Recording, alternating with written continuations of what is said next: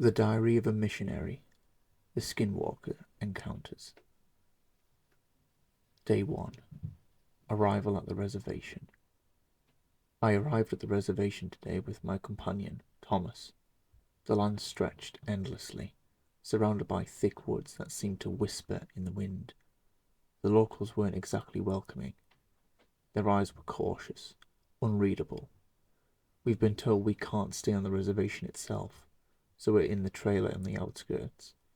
It's small, but sufficient. Night falls fast here. The silence unnerving. Something about this place feels wrong. Day 2, the first night. I was jolted awake by a violent shaking. The entire trailer rocked as if a group of people were pushing it from both sides. Thomas and I scrambled under the table, gripping each other in the darkness, too afraid to speak. 5 minutes. That's how long it lasted. An eternity in the pitch black. Then, nothing. Silence. We barely slept after that. Day 3. Uneasy reactions. We mentioned last night's events to some of the locals today. Their change in their demeanour was instant. Fear flickered in their expressions, before they shut down completely. No explanations, just one repeated warning. Leave. I didn't understand. If they knew something, why wouldn't they tell us? We tried to laugh it off, but I can't shake the feeling that something is terribly wrong here. Day 4. It's happened again. Another night, another violent shaking. It's deliberate. It has to be. We huddled under the table again, waiting, listening. The air felt thick, pressing down on my chest. We tried to speak to more of the locals about it today, but they refused. Fearful glances, hushed voices. Then, the man at the convenience store, he overheard us talking and whispered one chilling sentence. They can't talk about it. It's forbidden. Skinwalkers. He told us they are evil beings, former witches who gave themselves over to darkness. Talking about them invites their attention. I wanted to believe it was superstition. I desperately did. Day 5. The confrontation. Tonight, I couldn't take it anymore. As the shaking started, I forced myself up and threw open the door. 3 shapes. 2 appeared to be wolves, 1 a bear. Bolted from the trailer, but they weren't right. Their bodies moved strangely, as though they weren't fully animals. Then, as they neared the trees, they stood up, on 2 legs, and they laughed. A horrible, human-like cackling. I slammed the door and locked it. By dawn, Thomas and I called our mission president. He agreed to move us off the reservation, but it wouldn't be until next week. Day 6. Something watches. We spent the day packing, preparing to leave, but even in the daylight, I felt watched. Every time I turned, the trees seemed different, like something had just moved. That night, for the first time, I heard scratches at the trailer walls. Not violent, not hurried, slow, deliberate, as if whatever was out there wanted us to know it was still watching. Day 7. The stalking begins. We tried to ignore it, but it followed us. A heavy, suffocating presence.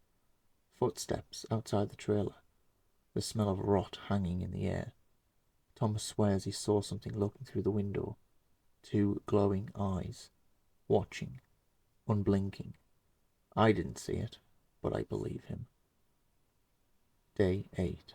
The voices. We heard them last night. Whispers. Right outside the trailer. Not words. Not in any language I recognize. But something guttural. Inhuman. They slithered into my ears, coiling around my thoughts. Thomas wouldn't speak this morning. His face was pale, his hands shaking. I asked him what he heard, and he just said, "It knows my name."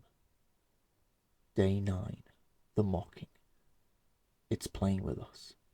I know it now. Tonight, as I lay awake, I heard my own voice outside. It called my name, soft, familiar. I squeezed my eyes shut, but Thomas made the mistake of looking out the window. He screamed. When I yanked him away, his face was drained of colour. He kept muttering, It looked like me. It looked like me.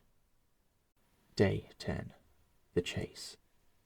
Thomas and I took a walk to clear our heads before we left for good. We stayed close to the road, but the woods were looming beside us. Then that smell hit us. Rot, like decaying meat left in the sun. I turned to Thomas, who had gone pale.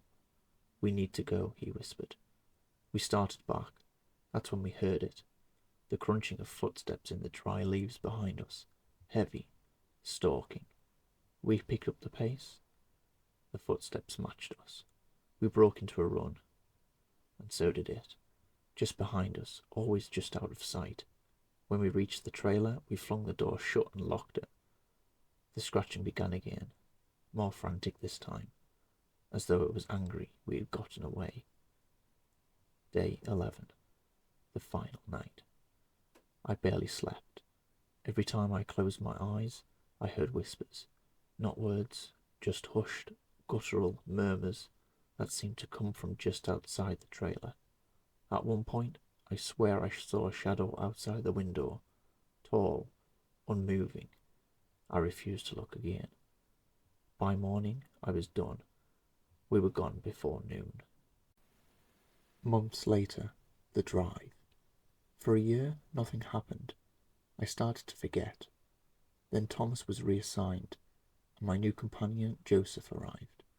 Our mission president insisted we stop for restroom breaks before heading back. His seriousness was unsettling. Joseph refused. I saw the flicker of worry in our mission president's eyes. We left anyway. The road through the reservation. 30 minutes into the drive, Joseph started pleading to stop. The mission president was reluctant but finally pulled over, warning Joseph to stay close. Seconds later, chaos. The mission president yanked Joseph back into the car and floored it. I barely had time to register his terror before I saw it. A giant figure, wolf-like, but impossibly tall, was running beside the car. I leaned over and looked at the speedometer. 60, 70. Still, it kept pace. For 10 agonizing minutes, it stayed with us, its eyes locked onto mine. Then, without warning, it veered into the trees. No one spoke. We drove in silence. When we arrived, Joseph finally broke. What did I just see? The mission president's voice was low, steady. Next time I tell you to take care of business, you take care of business. I no longer question the stories. Some things should never be spoken of.